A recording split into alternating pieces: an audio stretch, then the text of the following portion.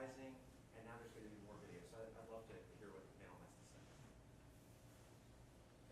I'll pick it up from a right now perspective, trying to teach autonomous vehicles, and just from the autonomous vehicle perspective, the video processing lag time is much more significant than a LiDAR processing time. So even though we have the next generation or the latest generation processors to do a stereoscopic vision or a 3D camera vision processing of an image, just internally is problematic right now. Tesla does a really good job, but it is much more challenging. But then from a network perspective, now you've got a lot more bandwidth.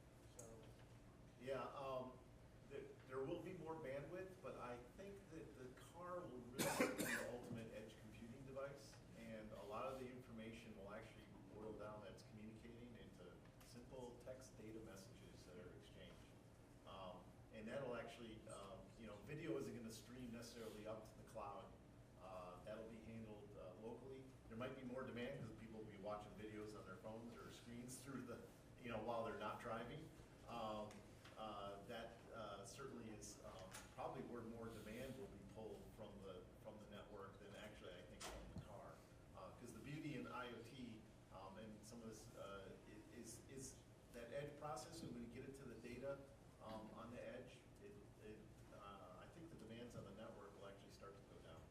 Will I in You my want to get the car? latency down. Will my car have 3 or 4 different wireless connections going on at the same time?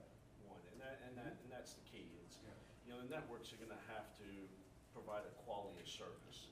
Okay, you can't have 4 billion connections at once because you'll see a degradation in the networks and the video as well. I think the cars are going to wind up being your common source of single connection, and what that connection bandwidth is going to be to the car is going to be the question. But ultimately, that's going to be your single source is the vehicle, and not each individual in the car watching the video on their phone. Now, the evolution of 5G, the way the network is providing that networking bandwidth, and slicing up the information and transmitting it, that'll help as well with the networking speeds and maintaining that communication with each of the vehicles as well. So the vehicle becomes sort of a 5G base station. Yes. I think Chevy's doing it right now, where you can get, their cars are basically your Wi-Fi hotspot. So essentially, the vehicle now becomes your connection, and you're connected to your vehicle. Okay, yep.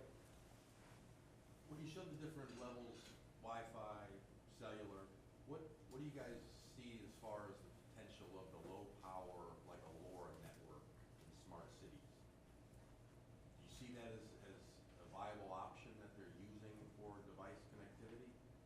Like I see LoRa systems being put in the country. There's other companies that are putting in their own systems. California, they're putting them in different areas.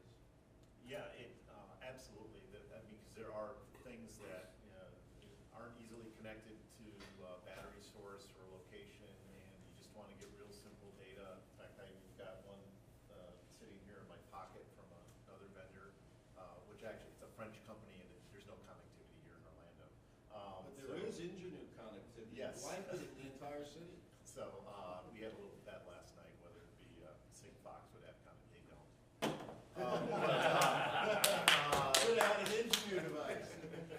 So, the test, but there are certainly use cases, but not in isolation, as I kind of said before. If to go fix something or monitor it, there's going to be somebody showing up that's on have a tablet or mobile device to actually fix and do something with it. So it's not going to be just one technology, but those technologies are great, and I've tested all the other ones, and they're really legitimate. You get an amazing amount of data now at very, very low cost. Well, you work from the city perspective. Yep. Like you said, one of the issues you have is you have everybody and their brother calling you up saying, listen, I got 45 different networks you could put in. Right. What are you actually looking at and see as viable options on the low power? I have a specific interest in the low power stuff that I've been looking at, but it's such a hodgepodge of startup you know, I wanna make money in it. So Sure. my, focus is I don't have like cash just sitting there running around and saying, I'm gonna put a test.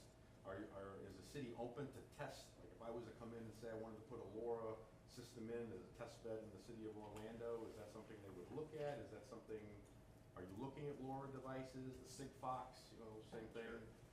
At this point, we're really, again, as I mentioned, kind of taking a step back to figure out what is our current infrastructure and foundation, and then what are the challenges that we're trying to solve.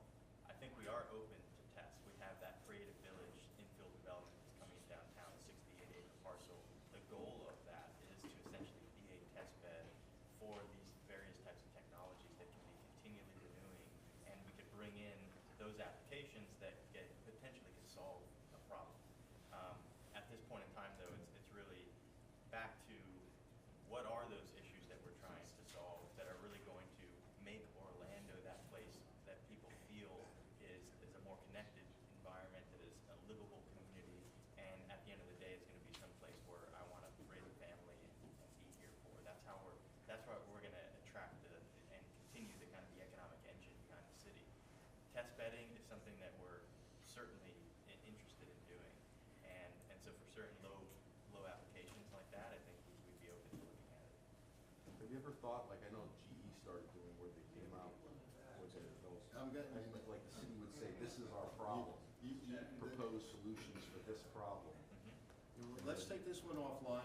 Take quotes on people trying to solve those problems kind of idea. Yep, GE and that's- is bigger than that now. Yep, that's the point of our, and we've been approached by Panasonic and AT&T and GE and Philips and many others around that concept.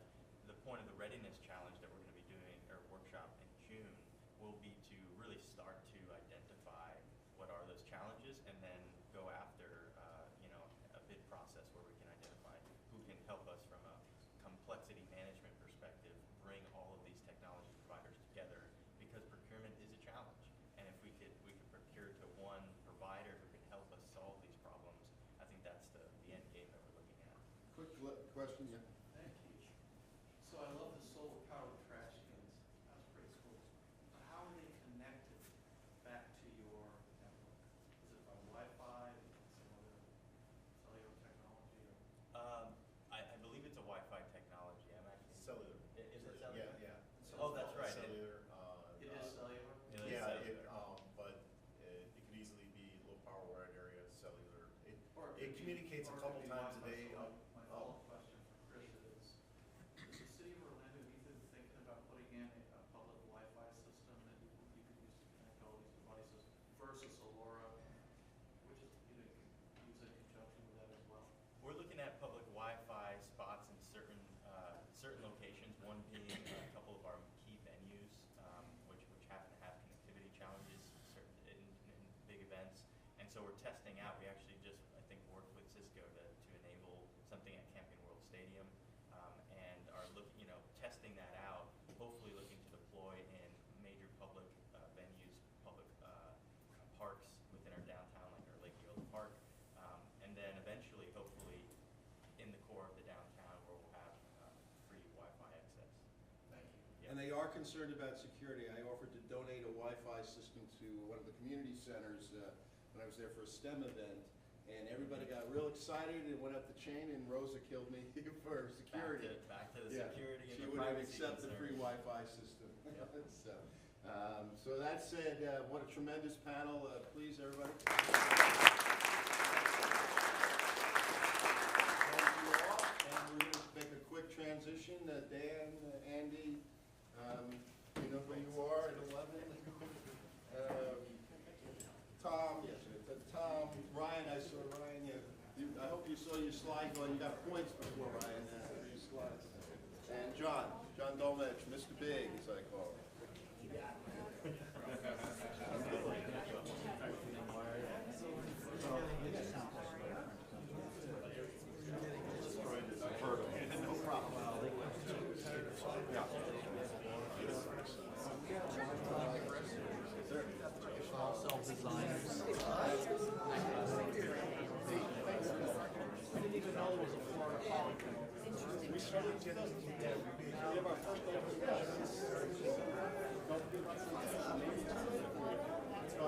Don't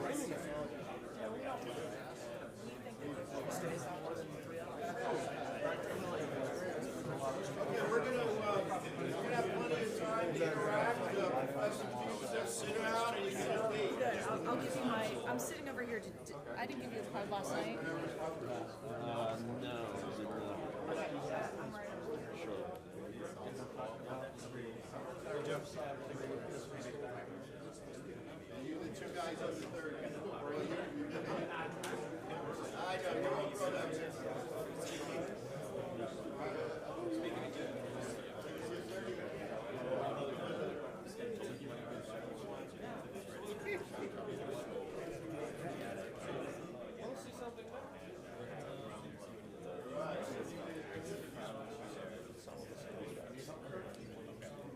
Chris, you're gonna stay for lunch, right?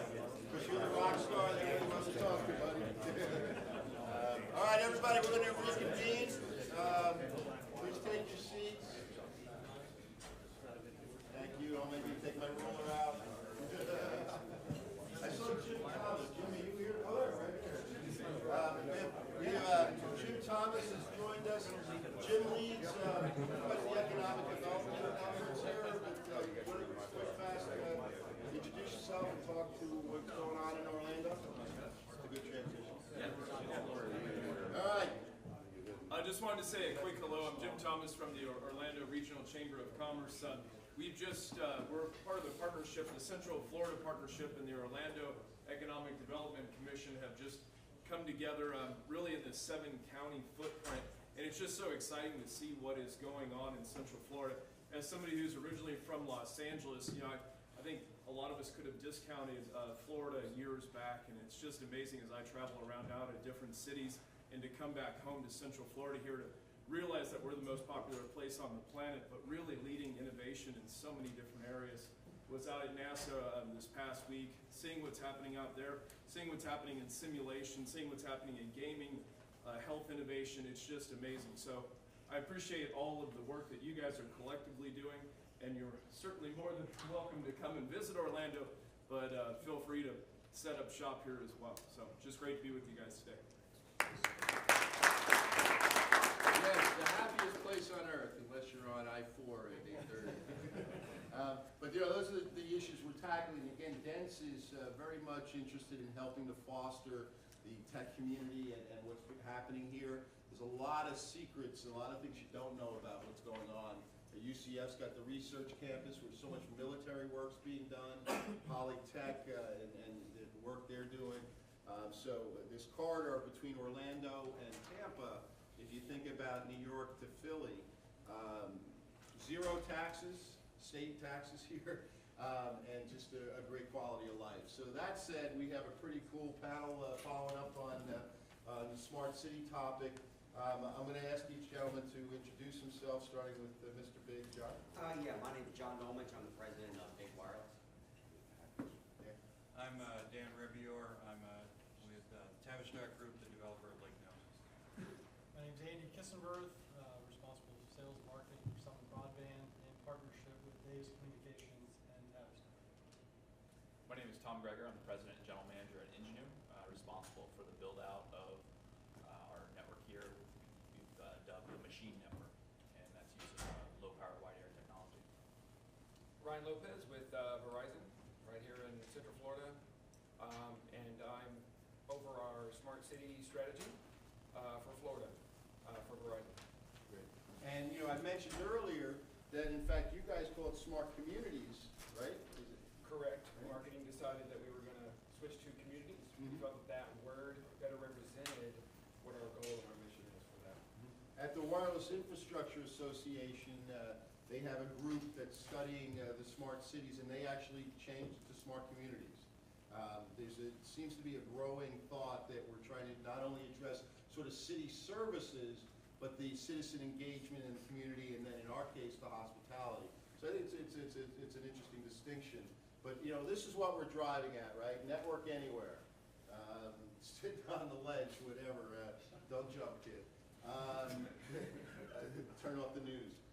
So the driving factors behind this, right, is all of us are pretty much tethered to our devices.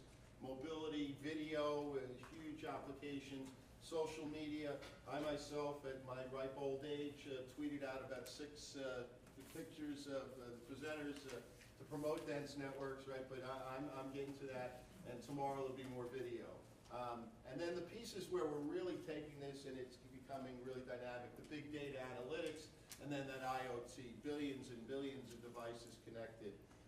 So this group is really building the infrastructure, and this slide shows some of the choices, and what's missing right over here, Tom, is RPMA, so I gotta get that in there. But that said, Tom, your company, Ingenu, is building out this RPMA. I think you said it took 13 access points to cover this metro area? Yeah, today Orlando is covered with 13 access points, covering approximately 2,400 square miles. So later this afternoon, I have some more details to show you the exact coverage footprint, but essentially we're going from Sanford down to Lakeland as what we call our Orlando market. And then we pick up coverage in Lakeland and we go out west to Tampa, and that's our Tampa market. We're in a little more than 30 markets right now. We started just a year ago of deploying our technology. Ingenu's been in business since 2008. Formerly, we were OnRamp Wireless. We did a little rebranding and changed our go-to-market strategy effectively 18 months ago, and have now taken our proven technology, and we're now building out a public network and providing subscription access to that network. So, you're taking that approach, you call it the machine network. Correct. Right? So you're going after the things. Your competitor next to you, Ryan, he's on this part of the tower over here, right, with his 4G and potential 5G. Ryan, talk real quick about, not real quick, but talk about what you guys and your viewpoint on this. Yeah, we do have a different viewpoint on connectivity. I mean, the carriers have spent years and billions, maybe trillions of dollars, putting out these ubiquitous networks across the country. So these networks are already in place, we're already managing them, and so we focus on expanding those networks, increasing the backhaul, and then we focus with our partners and the manufacturers, the radio manufacturers, to develop technologies that are lower cost, that can provide connectivity for Internet of Things. Great. So there's so many options, and we heard the city and trying to talk about this. You got to take a step back. Tom Friedman, who's not Donald Trump's favorite guy, he had a lot to say on building an ecosystem. We heard a bit about that. But Dan, you want to talk about how Lake Nona kind of approached this whole concept of building